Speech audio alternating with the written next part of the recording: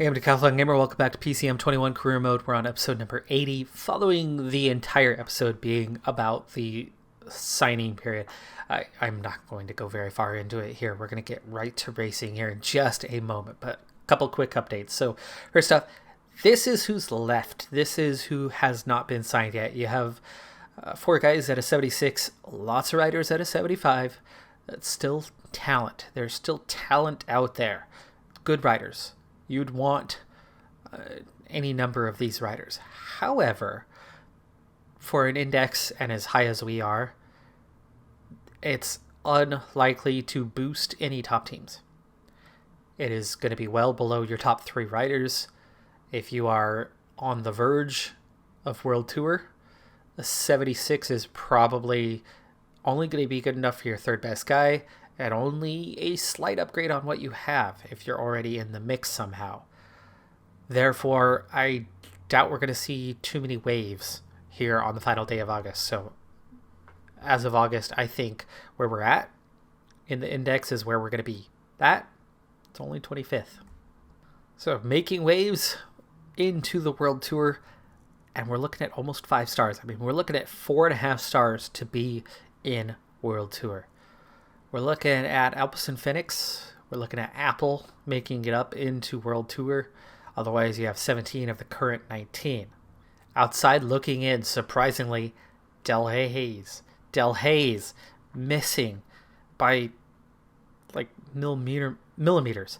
Oh, this is scary. Bahrain Victorious. How is Bahrain Victorious missing? You'll see why here in a second. I thought they'd be up in the top 3. I really did. That does put us behind a few teams. We're not right at the top, but the rankings we are, and we're good, and so it's fine. Delco, the other one, and I could see them being in a little bit of trouble from what I've seen. But you can see just how ridiculously good the field has gotten. We're looking at 4 stars or better, starting at 32nd position. You're looking at nearly 4 stars, just being in the top 42. I mean, Adria Mobile is good, and they're looking at Continental. It's crazy tough right now to break into World Tour. The good news for us, obviously, is that next year's group, all of our top riders are returning. So we don't have any expirations that are going to be concerning, like losing Burlikov. So if we crack World Tour, we have a real shot at it next year through development. Now, as far down as we are, I doubt that it is going to happen, but you never know. There's still that slight possibility that somebody's going to level up in the next couple of, the next month and a half until we get the cutoff. And if they do, which it's been a while since any of those key guys have leveled up, I think, I want to say, some of these do. We could get a little boost. Unfortunately, though, as far down as we are, I don't know if it's going to be enough of a boost to overtake Binckbank. I could see us getting above UnoX and Rally, maybe Quebeca, ASOS. I don't see us getting up high enough, and you can see there's a little bit of a jump, right, from where we are, just a sliver to pretty much a half star. That little jump, I don't see us getting above that mark. I think we can get just about right back to where we were last season at this time, minus our best rider. So we'll be in a similar situation ultimately to what we were this year. But of course, is Karaman going to be at 82 by the time we get around to the Grand Tours? Maybe. He's leveled up pretty dang fast. Now we're at the Binckbank Tour. It's got some punchy stages, and it's got a short time trial. We set off right off the bat with Luxis. We'll see how he can do on this 10K. That's definitely a little too hard. Slow it down some. 88 still going too hard. We need about an 87. Problem on why we have to figure this out very, very quickly is that Karaman already coming up next. I think the 87 is doable. And he set right to it. Okay, so time trial prologue, he's at a 78.79. And at 10K, it's mostly prologue. Yes, 87 seems to be cutting it. We'll have to go 85 here for Luke Shees until the last few meters. 3K to go for him. First stage was a sprint stage, hence the team being way out of order and early on in the order of operations on when we go, where we go, how we do it. Third, just 8 seconds down, so yes, that is a pretty good time. Roman has already set off. He does not have good condition today, unfortunately. I have to back off a little bit with Karaman. Attacking the line. Second place, just 10 seconds off the pace. That's a pretty good time. That is a pretty good time. Roman needs to back off now. Definitely can't go 87 throughout.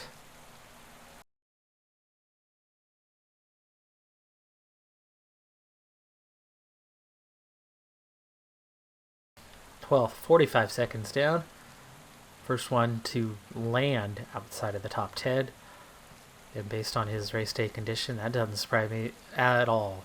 Karaman has slipped to third as Filippo Ganna goes top of the order. Just 20 seconds off the top, though. That's a very good place to be. First contender. Cavagna, pretty punchy. Barta, a little bit punchy. Kamna in 7th, definitely a competitor. Toynes maybe in 8th, depends on how hard the climbing is going to be. Otherwise, we are in a very, very strong position with Karaman at this point.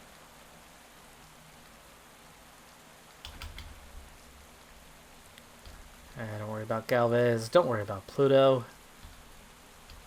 Just Stalionis to watch out for. And the time sheets. Venipol goes second. We'll have to watch out for him. He can definitely climb a bit and is pretty punchy. And he's just 4 seconds off. He's looking like a contender for a strong position. Connor Swift in 10th. Björk in 9th.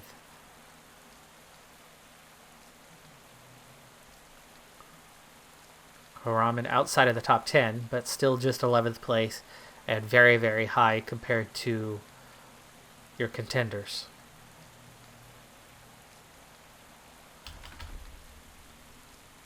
Stalionis, 77 prologue. Nice. 5. +5 race day condition.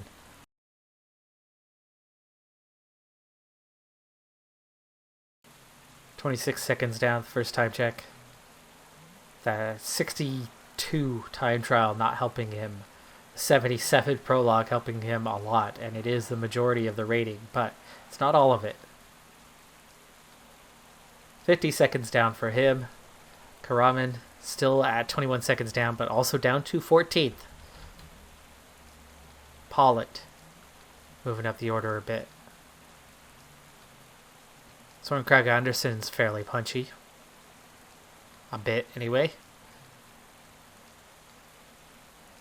Asgreen in 16th. We'll have to watch out for him.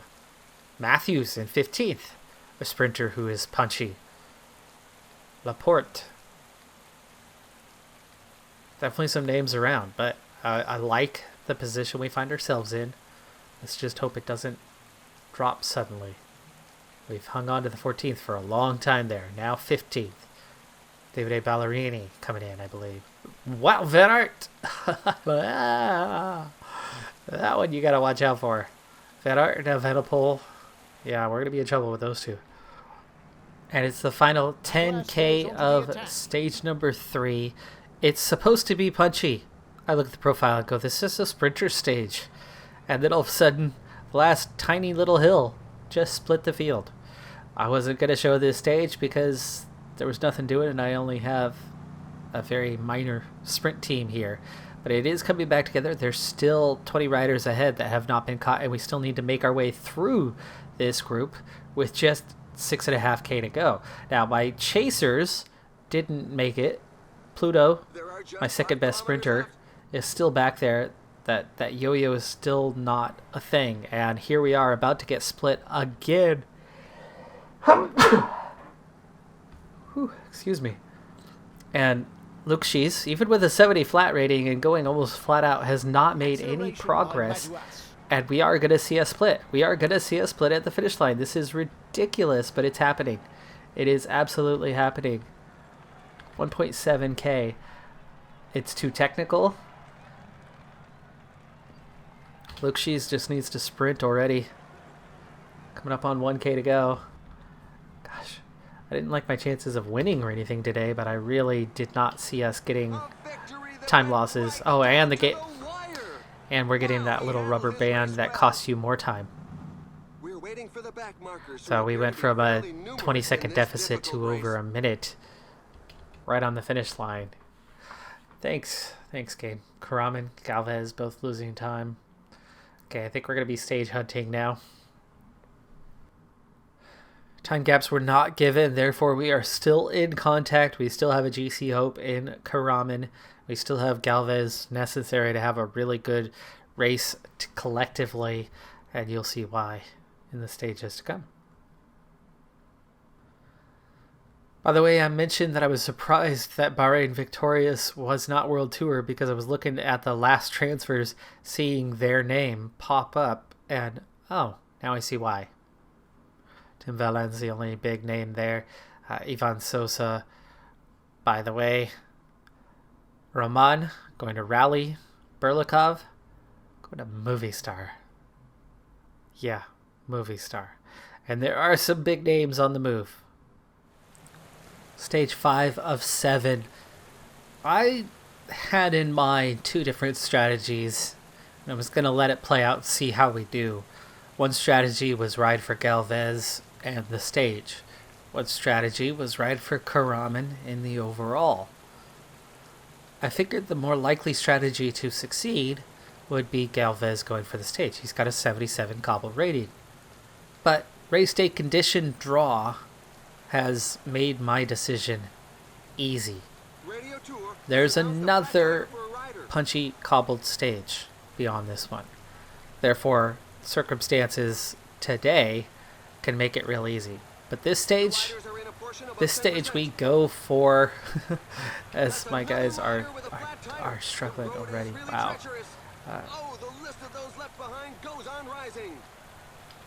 Wow. Wow, this is splitting so fast.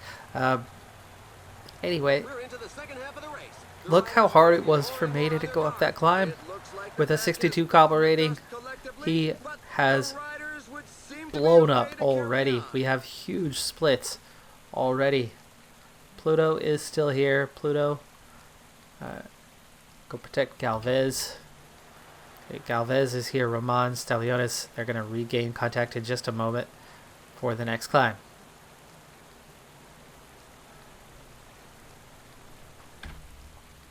Or not. Ignore me, why don't you? There's another rider with a puncture. The sides of the road are not a tire's best friend.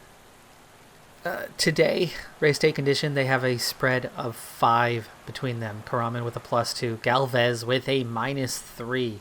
Just absolutely horrendous gap there, and that means Galvez, there's no way Galvez is going to win this stage today. Therefore, we ride for Karaman. We hope for still being in position in the GC. Pluto's been dropped. Maida's already gone. Not sure Pluto's going to get back up there. He has been struggling. We're down to 54 in the Peloton.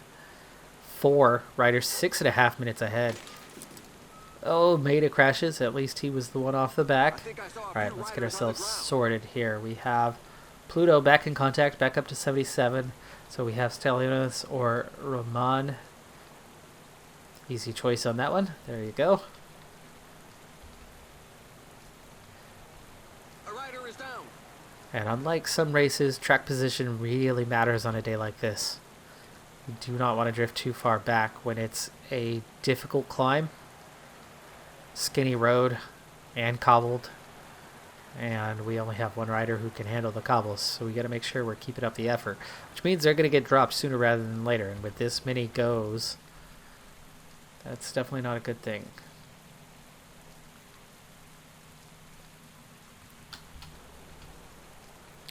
Alright, here we go. Short one, but again, on a climb makes it that much harder.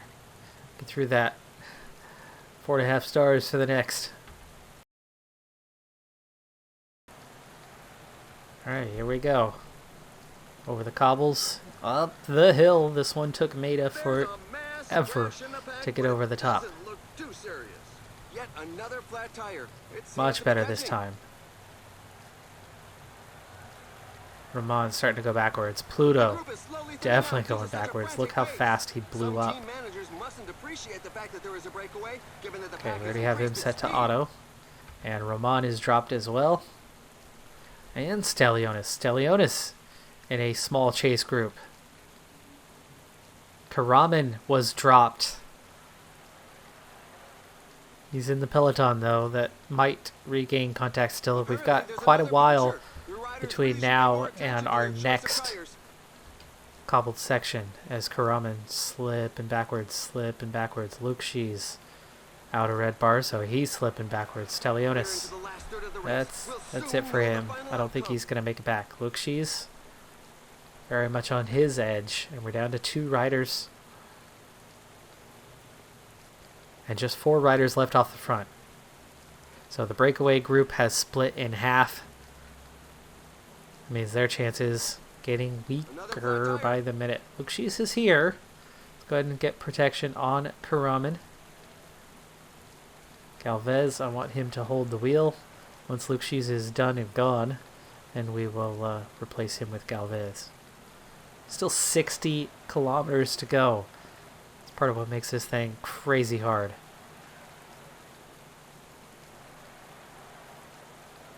Do need to get water one last time.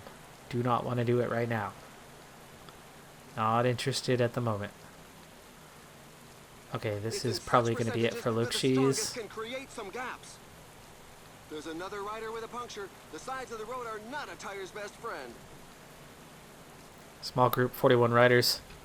Galvez, quickly, please, quickly. You got a hard section coming up, and he's still sitting at the back. Son of a... Oh, and a puncture? Oh, gosh, we have no luck. We have no luck. He first, our only Classics rider this year. I think maybe that's the luck. This is we're pointing out what to expect for next year. Karaman still in the Peloton, but now alone. He's gonna have to get water himself. That looks like a really bad fall. He's already near the back, so at least there's that. But is he going to still be alive? He's got his water. Don't want him to drift back. Galvez, a minute and a half back down the road, and Karaman, barely any energy left, is dropped. 27 at the front, 10 chasing. Can they regain contact here? It's still 40k to go, so I don't have high hopes for this. Work it out, but we have a while before the next cobbled section. We can at least stay in contact. Meanwhile, Galvez, minute and a half back, might still beat Karaman to the finish line.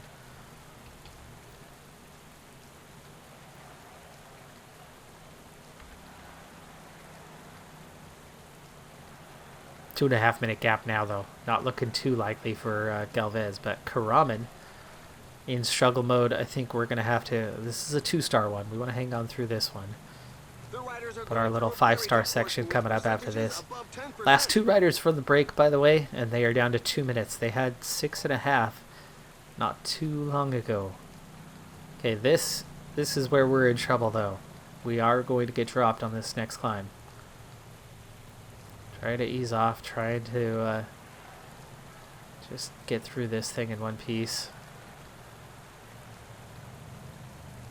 That's another rider with a flat The tire. climb, still in contact for now. See, there's a few guys going backwards. And Karaman now joining them. Group of about 7 out the back. Karaman unfortunately slows up even more. Now he makes contact with that group. 28 at the front, 9 chasing. But look at this hard acceleration. That's not good for his recovery.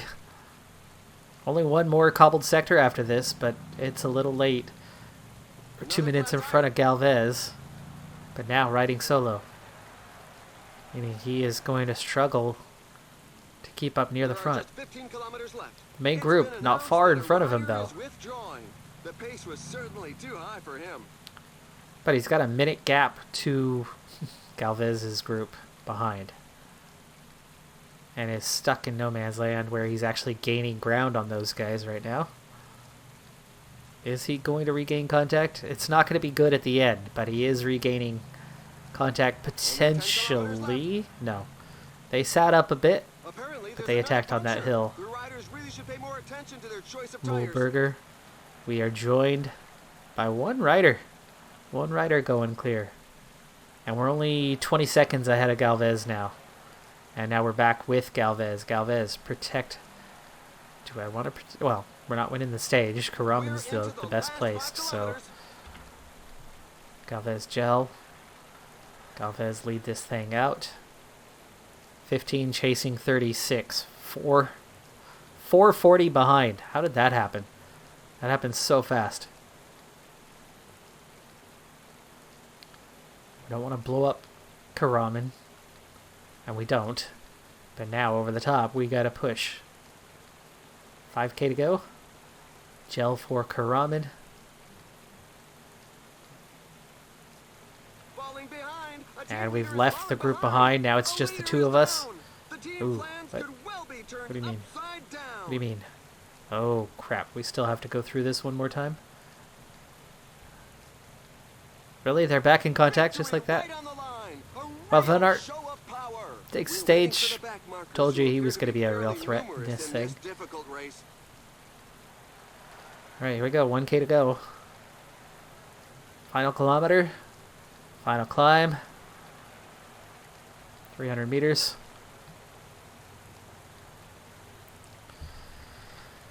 And we're out of contention. So next stage, let's hope they flip the script. Have Karaman with a negative race day condition. Have Galvez with a positive 2 or 3. And we'll see what we can do on that last stage. We're definitely stage hunting now. We're totally out of contact. Karaman stayed close for quite a while. But those last 2 cobbled sectors, that was it. He just went back in a hurry. I just want to point out how difficult this stage was. Kenneth Van Bilsen, 35-year-old Barradour, who's a 56 overall, riding for Cofidis. Why in the world they would have somebody like this under contract, I have no idea.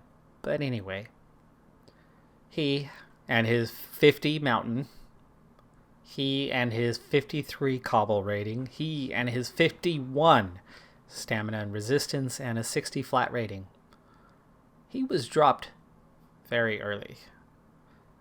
Probably that first climb when things started to split. And he was back and alone for a long time. He finished 3 hours after Wout van Aert. I feel like I could put in that kind of time. He's retiring at the end of this season. Can't blame him. I'd retire after that race. Alright, so here's the plan for the remainder of this season. 1 episode. That's it. 1 episode, and we will see the end of the season. We have Milano, Torino, just the final 2 climbs of that one. I will bring you Il Lombardia, the final third of that one. And then some late stage of the Japan Cup, wrapping up our year. We'll get what our final totals are. We'll get a look at how the World Championships turned out, but of course, I manage the US and I have no US riders, and there's no point in me actually managing that, so the results are what the results are. Our season is essentially done. We have 2 more stages of a race that we are way out of contention on, and then we have Il Lombardia. Only 1 race down the stretch that we actually got into. Guangxi, I'm sure we would have gotten into, but I hate that race. It's not fun. I don't know how it's on the World Tour calendar. Anyway, there's so many better options out there. Right now, my 3 guys for next season, my 3 leaders for next season have not leveled up. Of course, it's only been 5 days since I mentioned that there's still a chance, so we have a little over a month for that to happen. and then we just, hope. But like I said, even if they bump us up to a 78-point average, I don't think that's going to climb into the top 19 from 25th. We're solidly, comfortably Continental Pro next season. We have all 3 leaders and most of the subsequent following guys near the top all coming back beyond next season. So, internal growth, that's what we're looking for now. It's all about internal growth, not only right now for the next month, but for the next 13 months to see what that does to get us in position to make World Tour a year from now. At the rate of progression we have had, you would think it's likely. Karaman, he's only 1 year in and he already is +5 from where he was. Martin Guerrero was about a 71 when we signed him. He's a +6. He will be entering year 4 with us. Isakov will be entering... Is he also entering year 2? Or have we already re-signed him? I don't know. Maybe he is entering his 3rd year. Either way, most of these guys are either in their 2nd, 3rd, 4th season with us. And young. So there is still plenty of development to come. And then we just got to keep fingers crossed that we have another Berlikov. And that Karaman continues the way he has so far. I mean, when was his last level up? Let's check that real quick, because it has been a little bit of time. Okay, he's one of these. We don't get to actually see his evolution chart. It's really annoying that it does that. But anyway. Sponsorship wise, things are good to go for next year. We have tons of extra cash for next year. I'm excited. I'm excited by what can be, what could be. I'm just depressed about what is with Berlikov, and that we have to kiss the era goodbye. But he improved too much. He got too good. And now he has slipped from 1st to 2nd in the World Tour rankings. But he has done so much for this team, and I do wish him well. That's going to do it for this episode, though. I'm Decathlon Gamer. Like, comment, subscribe. I'll see you next time. Have a good one. Be safe out there. Bye for now.